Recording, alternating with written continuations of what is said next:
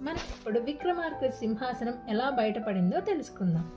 డిండివ వట్టు సజ్జచేనుని భోజరాజు స్వాధీనం చేసుకున్న తర్వాత ఒక మంచి రోజున ఆ మంచం ఉన్న ప్రాంతంలో త్రవ్వకాలు జరిపించారు. త్రవ్వకాలు చేపట్టిన 3వ నాడు అక్కడ కళ్ళు మిరుమిట్లు గొలుపుతున్న నవరత్న ఖచ్చిత బంగారు సింహాసనం బయటపడింది. ఆ సింహాసనానికి 32 సోపానాలు అనగా మెట్లు ఉన్నాయి. ప్రతి మెట్టుపై ఒక ప్రతిమ ఉంది. అది చూసిన భోజరాజు ఆనంద ఆశ్చర్యాల్లో మునిగిపోయారు. వెంటనే తగిన ఏర్పాట్లు చేసి రాజధానికి చేర్చి దాన్ని శుద్ధి చేయించారు.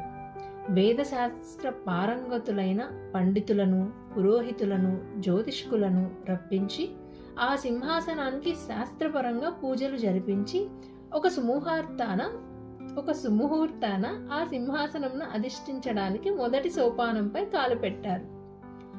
అప్పుడు చిత్రముగా ఆ సింహాసనం గల 32 మెట్ల మీద ఉన్న బొమ్మలు గల్లున నవ్వాయి. భోజరాజు విస్తుపోయి ఆ బొమ్మల వైపు చూస్తూ, "బొమ్మలారా, మీకు ప్రాణం ఉన్నదా? మీరు ఎందుకు నవ్వారు? నేను ఈ సింహాసనాన్ని అధిష్ఠించుటకు అర్హుడిని కానా?" అని ప్రశ్నించాడు. అప్పుడు మొదటి మెట్టు మీద ఉన్న బొమ్మ ఇలా చెప్పింది: "భోజరాజా, నన్ను వినోదరంజిత ప్రతిమ అంటారు. నేను ఈ సింహాసనం మొదటి మెట్టు అధికారిని. పూర్వము ఈ సింహాసనమును విక్రమార్కుడను మహారాజు తన సోదరుడైన వట్టీతో కలిసి 2000 సంవత్సరములు ఉజ్జయిని నగరాన్ని పరిపాలించాడు. విక్రమార్కుడు అసమాన వీర పరాక్రమాలతో ప్రజలను కన్న బిడ్డల వలె పరిపాలించాడు. ఇది సాధారణ సింహాసనం కాదు. భూమిపైన దీన్ని అధిష్ఠించుటకు అర్హులు లేరనే భూమిలోకి కృంగినది.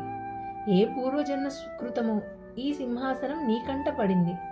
కానీ మీరు విక్రమాదిత్యునికి సమఉజ్జి కాదని మా 32 మంది అభిప్రాయం. అందుకే మేము నవ్వాము" అని చెప్పింది.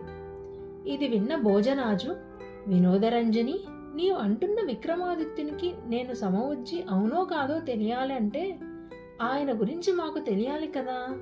కనుక విక్రమాదిత్యుని కథను మాకు చెప్పుము" అని కోరాడు.